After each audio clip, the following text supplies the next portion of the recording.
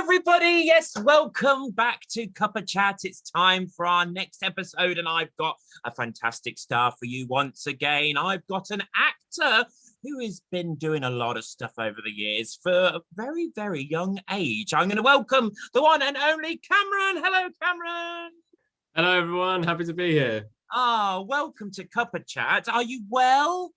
As well as can be. I've just about managed to avoid everything else that's going on in the world right now. So yeah, thankfully very safe. All good. Yeah, that's the main thing. We like to make sure everyone's all right and everyone's safe. Well, Cameron, we're thanking you for coming along today because our members have been busy once again sending in questions for you to hopefully answer in our CUPPA CHAT session today. But before we get on with any of that, I must ask you the most important question is, have you got a drink for today's interview? And if you have, what is it?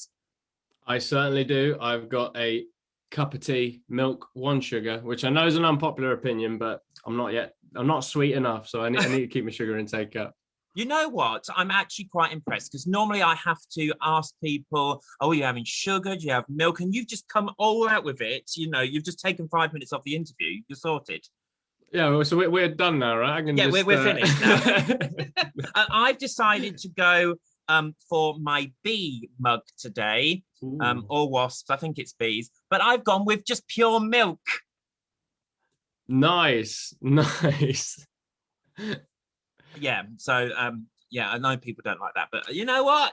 Milk makes your bones strong, so I've been told. So exactly. Important calcium. I know, this is it. Well, you've got your tea, which is perfect. You've got your drink ready for the interview, which now is the most important part, where I share with our guests a little invention that I've been up to here at GLJ HQ.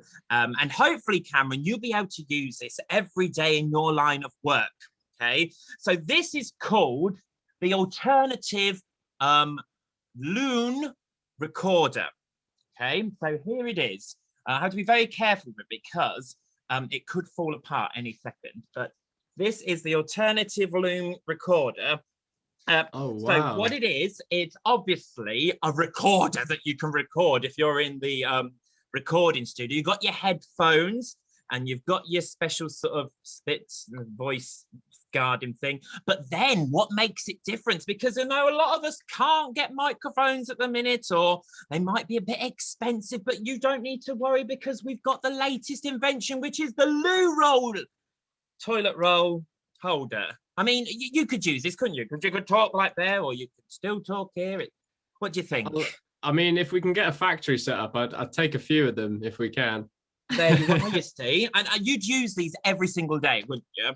Oh, absolutely. An invention that looks as amazing as that, and it practical uses as well, of course. I mean, it is practical, and you know, these microphones and home recording equipment is very expensive. So we can do our bit. Cameron, after the interview, we'll set up that factory and we'll get it over and done with, and we'll get them making straight away. Okay. Sounds like a good plan. Right then, enough silliness. It's time to get on with the most important part, which is your questions today for the lovely Cameron. And we've got 15 minutes on the clock. Let's start it now. Cameron, let's start off with the most probably obvious question, but maybe one that you can lead us a little bit into the start of the conversation. Someone asked, why did you want to become an actor? The £100 million question. Yeah, and it's a bit of a odd one with me. It was kind of by accident. I was choosing my GCSEs. I wanted to do a second language. I wanted to do German, and my school said, no, can't do that. We're not going to run the second language. You can do resistant materials, geography, or drama. And I was there thinking, well, drama is going to be easy, so yeah, I may as well do that. Went to the first 2 lessons and was immediately like, actually, this is me. This is what I want to do. You know, more long term for the rest of my life. And yeah, like kind of one thing led to another. Looked for any audition that I could get my hands on, you know, at that age without an agent and stuff, and was very grateful that I got into a play, and yeah, kind of just lit the spark from there. So I think it was just the joy of being on stage and performing is what made me realize that yeah, this is what I want to do. So you actually started, I seem to say this quite a lot in CUPPA CHAT, which is really refreshing because A lot of people say, unless you've been an actor since like you were 2 years old, or you've been dance training since you were like 12 months old or whatever, that you're never going to make it. So actually, you were quite late as well, and chose it as your GCSEs. Was it, tell us the truth, was it because you thought it was going to be an easy subject? It was exactly why. It's because I thought, you know what, this is a guaranteed GCSE. Like, you know, just going on stage, learning lines, I can do that, you know. And what Yeah. changed it at that point, though? What made you go, actually, I quite like this? Was there something in particular, or was it just the whole thing? If I have to boil it down, I think there was one particular lesson where we were doing improv. We were doing it like improvising, and I remember doing this scene and was just kind of like naturally finding rhythms, naturally like, you know, not really stuttering, finding my lines, and was invoking a reaction. So maybe it's a bit of a I don't know, a vain reason, but it was, I think it was the feeling of getting people to react to a performance and really like feeling the energy from, you know, an audience member. I think there's nothing beats that feeling of, you know, having entertained someone. It's, yeah, great. Yeah, definitely. I mean, and that's what we're all missing in the entertainment world at the minute, is getting that reaction, you know. Poor Laura, bless her, she has to put up with me doing like mini like outbreaks of songs, or like, watch this, because we want to entertain people, don't we? That's what our job is. Absolutely any way we can. Great. So thank you for answering that question, which actually leads on to the second question, which someone asked, because it might have a different route than normal. So they said, tell us how you trained to become an actor. Did you go to drama school, or does the training start before that? So obviously in your case, it started at GCSEs in a way. Yeah, I think having done it for a few years now, I think the training begins as soon as you're born, really, because I think so much of acting is about personal experience and about, you know, inhabiting a role, and kind of everything you do in life is going to help you towards that. But in terms of like formal training, obviously the GCSE gave me some, you know, real theory surrounding drama and actually putting on plays and stuff like that. But I decided quite early on, I think when I was about 17, having started at 16, when I was about 17, I decided that drama school would be the route for me. It isn't for everyone, and it's certainly not necessary to, you know, plenty of amazing actors didn't go to drama school, but for me, I needed that rigor, that routine, and that formalized training of it. So yeah, I was really fortunate to get in, and yeah, did my 3 years of training. And what did you do? Did you do just acting, or did you musical theatre, or what did you do? So I was on the acting course. So specifically acting training, but inclusive within that is we've got movement training, got voice training, lots of singing as well. So there was a fair amount of musical theatre, accent work, and putting on plays, and, you know, the more theory behind it. Dance as well was a huge element, stage combat. I was really fortunate. The course I was on was really did cover all bases. So yeah, it comprised of a lot. I've known you for a little while now, and I've never seen you dance. Are you a good dancer? This is the question now, but I've got in my head. Oh, I'm the wrong person to ask. I'm the wrong person to ask. I mean, officially, I can dance, I suppose. I've got a certificate, but I mean, that's I don't think so. No. This is what our previous guest was, the lovely Megan, who is, I should say, a professional dancer. And she was actually one of my show captains in Panto, dance captain, I should say. And she said the same question to me. Oh, that means you can dance. I was like, well, you know what? I passed my exam, but it doesn't mean I can do it anymore, because lockdown waits, let's just say that. Right, let's move on to the next question, which sort of ties in the conversation we've been having so far, which is it important to have an agent? You know, we hear this a lot from young people, that unless you get an agent, you're never going to get anywhere. Is it that important? It's important to have the right agent. I think there's certainly while we were in drama school and having spoke to, you know, people that I know that graduated, it's very easy to jump at that thought of, oh, I do need an agent, and just signing with the first one to give you an offer. which can actually be a detriment. It can be quite unhelpful. I think if you find the right agent, 100%, like, you know, go for it, and that is going to help. That, you know, they have access to getting you into rooms. It doesn't mean it's impossible, though. I think if you don't have an agent, it just means you've got to kind of be your own agent a little bit. You've got to make those contacts, try and, you know, see as much as you can, get in touch with as many people as you can. I'm quite fortunate in that I have an agent, and I have quite a good relationship with my agent. But I know plenty of actors that have worked infinitely more than I have that don't have an agent and do represent themselves. So I don't think it's impossible. I just think you've got to learn that extra skill of marketing yourself and, you know, really being your own agent. I think that's the important thing. And if you're looking for an agent, is it best just to go online and search for companies and send off your CVs, or is it best to invite them to come and see you if you're in something? It's kind of that catch-22, isn't it? Because you're not going to get in something unless you've got the agent necessarily, and you're not going to be able to get the agent unless you're in something. Now, what would you recommend is the best thing to try and get one? Yeah, I think you're absolutely right. And it is kind of, it does feel like a bit of a vicious circle sometimes. And that, well, how am I going to get into a show if I don't have an agent and stuff like that? I think if you're in a show, 100% invite them to that. I think if you know, if there's going to be any opportunity to see you in something, I think that's going to be, you know, the favored route, certainly. For me, I was signed off the back of a self-tape. So I actually taped for my agent, and he gave me an offer off the back of that. And I know a fair few people that were much the same. So, you know, if you don't have a show reel, if you aren't in anything, obviously, you know, lockdown is a big thing. I think it's not beyond the realms of imagination to, you know, pick out a monologue that really suits you, and you know, get some lights on it, get someone behind the camera filming you, making sure you're framed all right, and you know, sending that off. I think in terms of finding agents, Spotlight is a fantastic resource. There's loads of agents on their full list. So it's, yeah, worth checking them out, have a look at their website, have a look at who they represent, what kind of work they're doing, and then, yeah, send off your emails based on that.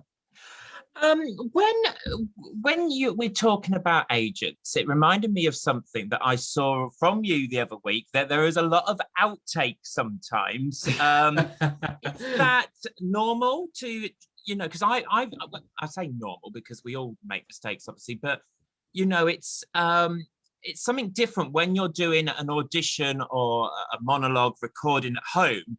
I personally spend like 3 times the time on recording it and going, oh no, that wasn't good, that wasn't any good. Do you think times have changed that we're now going to do that more, so we have more of an opportunity to go, that was good, that was not? Do you think we're losing the type of audition where we do it straight away? We've got to get it once, you know. Has that gone now then?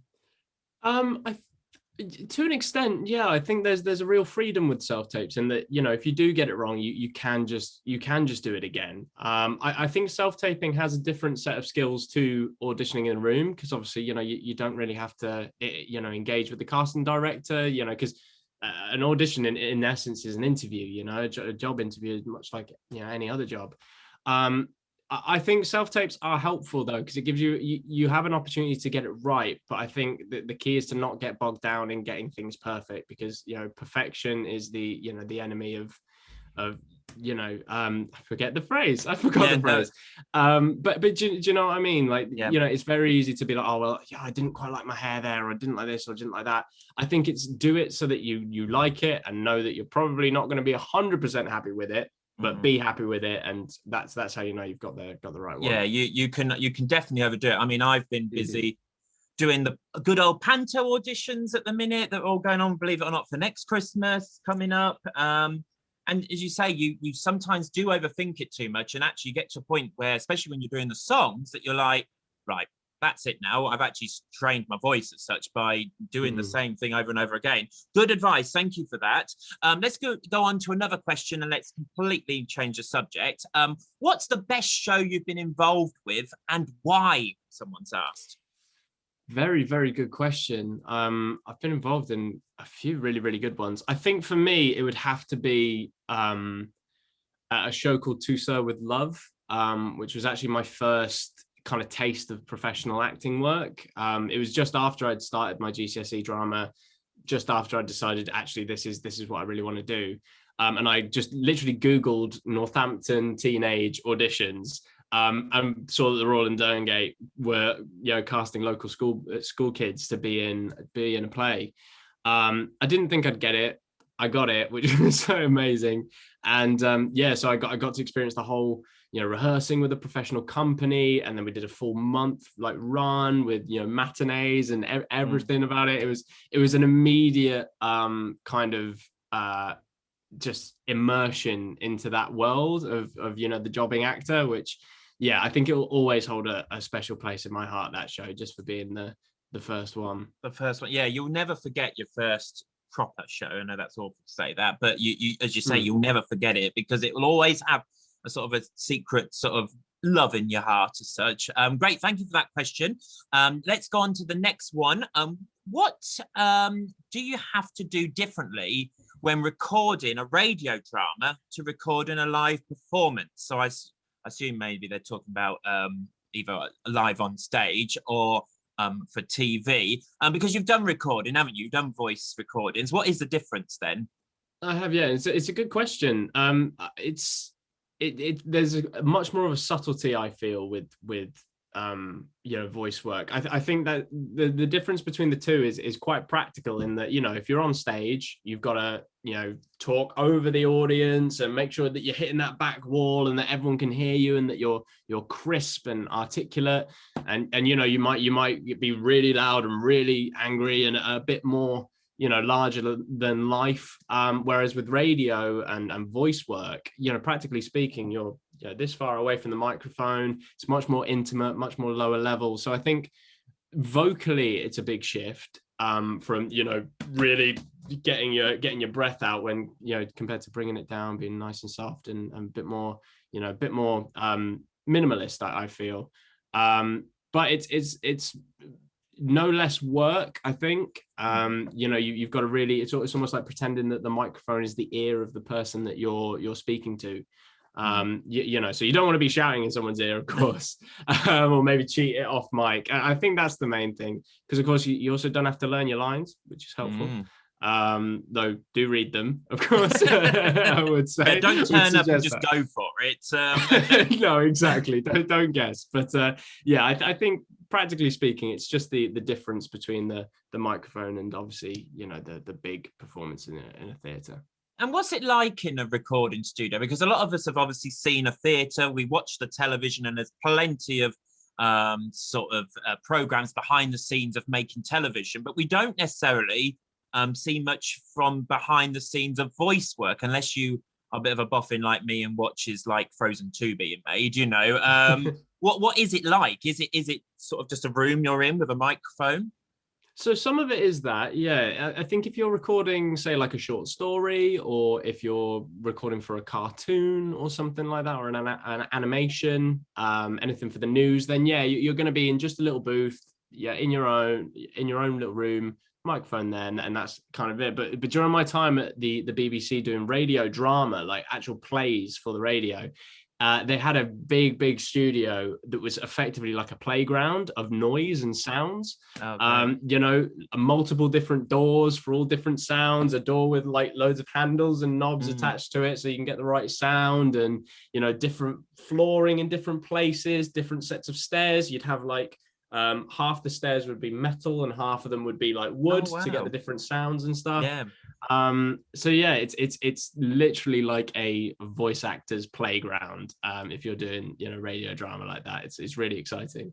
And do you make the sounds, or does someone else do it and make those sort of going up the stairs and things? So that will depend. With the BBC in particular, because the studio was so big, you would sometimes have a microphone placed in another place in the room, and if you're walking up the stairs, you would practically walk up the stairs, or if you're leaving a scene, you would literally leave the scene. But then sometimes you'd have a Foley artist, who is someone who effectively makes the sounds. So for example, if you've got your script in your hand, but your character's maybe punching in a number on an old style phone, there might be someone there doing that, and it's kind of their job to kind of watch you and see your movements and how you would be doing it and stuff like that. So it really does depend. practically really on whether you've got your hands free or you know, if someone needs to do something a little bit more complex. Oh, that's really, really interesting. Good question, because we've got a lot out of that one. Let me do this question now. Would you recommend buying any equipment to help you start your career? Someone's put, they put, for example, cameras to audition or microphones to do the voice work at home. Is there anything in particular you think people need, especially nowadays, maybe in lockdowns and so on? Yeah, I think it's a really good question. And I think, you know, absolutely a good camera is worth having, but you know, most smartphones nowadays will have a camera that's good enough. The main thing is, as long as you're lit and as long as you know it's your head and shoulders, you've framed it right, and you can see yourself, you can see your facial expressions, and you know, you can hear you, then that's absolutely fine. Obviously, voice works a little bit different. I certainly don't think you need to spend, you know, hundreds and hundreds and hundreds. But what you do need is like a good interface, which you plug your mic into, and it's worth having a look for a good mic. Though you can get kits that give you like the pop shield and the microphone itself and a holder for like 100 quid, which, you know, may seem a bit steep if you're certainly starting out, but you know, you'll make that back on your first two jobs. Yeah. So yeah, I'd suggest having a look around, but just know you don't need to get the highest end microphone and spend, you know, 400, 500 quid on that. You can get it all for, you know, under 100. And yeah, the main thing is soundproofing, is making sure that you're in a quiet room, no hard surfaces like this for the sound to bounce off. You want to cover your room in duvets and cushions and everything. And I remember early doors, I used to record like underneath my duvet. I'd just set my microphone up and get underneath, so that it was boiling hot, but you know, it would be like nice and silent, nice and quiet. I was just about to say, I saw many actors doing auditions under their duvets and pillows all around them and things. Yeah, absolutely. At the start. Brilliant, thank you for that. Right, I'm afraid we're at the point of the fit. What are you doing? I haven't even told people what they're doing now. Laura's here and she wants to ask a question. She doesn't understand, Cameron, why it's called Cuppa Chat with Gary O. Johnson and a special guest. And get on with it. Hi. Hello, Laura. My question to you is, if you could perform in any country, where would you like to perform? Oh, let's go. That is a that was such a bad accent. I take it would be France for you, Gary. Well, maybe. It's a really good question. I think Japan has always seemed really interesting. I'd love to do a tour out in Japan. Or, I mean, the States. I'd love to go Hollywood, or you know, somewhere really like cliche, I think, or almost. I kind of want to do that. You know, shooting a movie out in the States or what have you. That'd be really cool. Cool, good question, Laura. I'll let you have that one today. And say, just like that, she's off. She comes and bursts in and then just leaves. Right, we've got time for just a couple of quick fire questions to finish off with. Let's have this one, which someone sent in. If you could choose one character to play in the world, who would it be to be playing on TV and on stage? So I think we need two characters, really. Oh, it's a good one. I think Macbeth from Macbeth would be. Okay, I know. I'm not in a theatre. Luckily, I don't have to go to the Scottish play. But it's always been my favourite Shakespeare play. I think the character's just amazing, and I feel like that's a career-defining role. I feel, you know, as soon as you get that, I think that's the ultimate dream, would be that on the Globe stage or at the RSC. Beyond that, I think anything where I quite like playing villains. I quite like playing the characters that you're not supposed to like. I find they're so much more interesting because, you know, if you're the good guy, if you're the protagonist of the story, kind of, you know, people have got your back, they're on your side. They understand that, you know, what your character wants and what they feel they need. More often than not, they're like, yeah, you go. But what you've got to do is, obviously, a villain or an antagonist is try and work out. You've got to think in your head, everything I'm doing here is justified. Everything I'm doing here is absolutely what I need to do. And, you know, you see really nothing wrong with that. And I always find that a bit more interesting, is trying to really unpick that character and see, why do they want to do this and what's making them tick? And yeah, I find them much more interesting. So if I was doing that on a good gritty drama, That'd be really good. I think we should start a petition to make you the master in Doctor Who. I'm just going to put it out there. Perfect example. Perfect example. Great. Let's ask another question. So we've only got a few moments left. What's it like on a TV set? Someone said. Quite an easy question to ask. Probably Busy. not an easy answer. A bit busy. It's the turnaround's always quick. As soon as you finish one shot, they're setting up the next one, and you'll do things 3-4 times. I was on a particularly fast film set. I did an episode of Doctors, which lots of episodes on a very regular basis.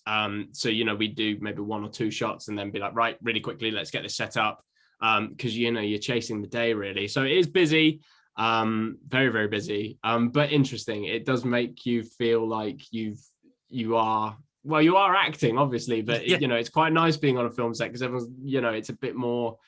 It feels to me anyway a bit more of like living that dream and living that I am a working actor, and it's Did really you get cool. a chair, Cameron? That's all what we want to know. Did you get a chair with your name on it? I did not, unfortunately. Oh. I did not. Despite my best efforts and my begging, they didn't give me one, unfortunately. No. Oh, maybe when you're in Hollywood, you can have a chair then. Yeah. Let's have another question. This was quite an interesting one. We've not had this one come in at all for anyone, so let's see if you can help us. What makes a good headshot? Someone said. Do you have any good tips for taking a headshot, or maybe taking it yourself, they mean, or going to someone? What do you think about that? I'm probably not the best person to ask, in the sense that because I know just as much as most. I'm someone that needs headshots and has to get them, and I don't take them myself. I think what it was always said to us was that it's got to look like you. It's got to look like unapologetically like you on a good day, realistically. So your hair's looking as you'd like it. You maybe, if you've got a beard, I'd suggest maybe keeping the beard and then shaving it throughout the shoot, so that you've got obviously 3 different looks. If you have to take it yourself, but I would always suggest having a look at the reputable headshot photographers and going with them, because agents, casting directors, they can recognize the photographers just by their shots. So if they see that you've taken one that is maybe just done at home, that they'll know. I think that's probably whereas with a microphone, I think you can certainly save money. I think headshots probably the thing that, if you are going to do it, that is the thing that's worth putting money into, and they can be quite expensive, but I would suggest getting a good set of headshots is only going to help you out. Yeah, perfect. Thank you for that. And this is a last question from me, because I want to ask it. How did it feel to work with Pokemon? Is it hard to act with something that's not there? Because I'm a big fan of Pokemon. Everyone knows this. Not there. That Squirtle was 100% real. It was. Of course it was. How was it to work with Squirtle then? I'll ask that question. He is such a diva. He is such a diva. No, it was really, really good. It was a dream come true for me to see the final the final commercial, and seeing a video of me with a Squirtle, which was amazing. Practically speaking, it was acting to nothing. They had a desk lamp with a big blue sponge ball on the end of it, that was used to get the lighting right and frame the shots. But then when we were shooting it, they took it out, and I was kind of having to act at a point on the floor or a point on the wall, and try and engage with that. And so it was interesting. It was challenging, but good fun. And I was chuffed to see that video at the end. If anyone has no idea what we're talking about, Cameron was in a well-known Pokemon Go advert on television, and online, and whatever else it was on, wasn't it? It was all over the place. So he's actually done one of my favorite things. He's got to work with Squirtle. Can you get him to come and visit me at least? I shall try, but as I say, he wasn't very friendly. He was a bit of a diva.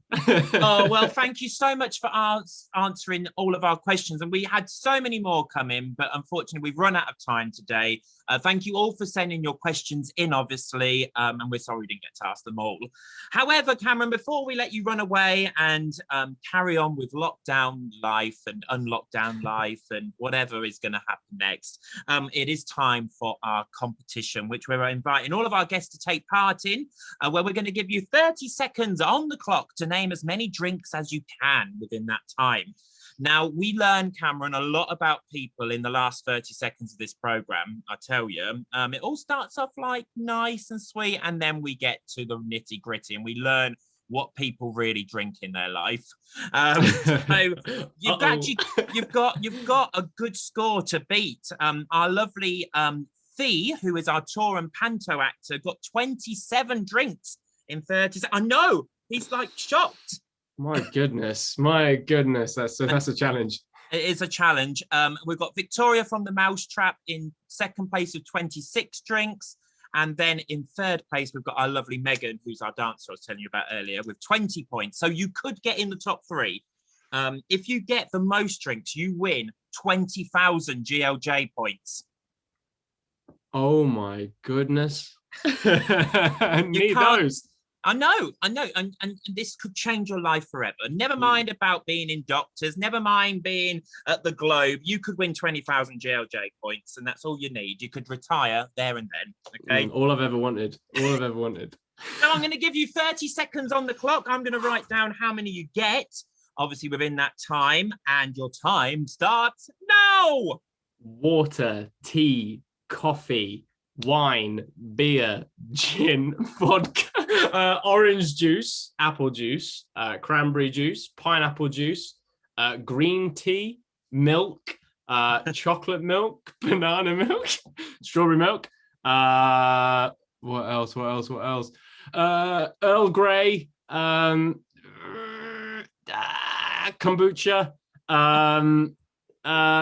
iced tea, Sprite, Coca-Cola, Fanta. Stop the clock! Oh. Oh my word! You sprinted at the end just then. Yeah. I was trying to stop the clock, and you were going with it. So, how many do you think you got? I think I got over 20. It would depend if we're counting the different juices and the different milks, because I could be like on 4 or 24. No, everyone has been leveled the same. If they've done different juices, we've counted those because they're different drinks. Well, I tell you what, Cameron, you've not done bad for yourself. You got a grand total of 24 points. You're in third place. Oh my gosh. Which means you could win the GLJ round of applause. Thank you so much. I'm going to add you to, it's always what you wanted, isn't it? Exactly. I'm going to add you to the list, and you've got 24 points. And if by the end of the series you have got, you're still in third place, you will win that prize. I don't know how you keep it, the GLJ round of applause, but it will stay in here. It'll stay right in here. Oh, that's it. Well, thank you so much, Cameron, for joining us today on CUPPA Chat. It's been absolutely fantastic hearing and getting you to answer the questions that have been sent in. We hope you are back like everyone else in work very, very soon and performing and entertaining people, because that's all we want, isn't it, really? Yeah, exactly. No, thank you very much for having me, and thank you everyone that sent in a question. It was really good fun. Good. And we'll see you next time for another CUPPA Chat. Goodbye, everybody.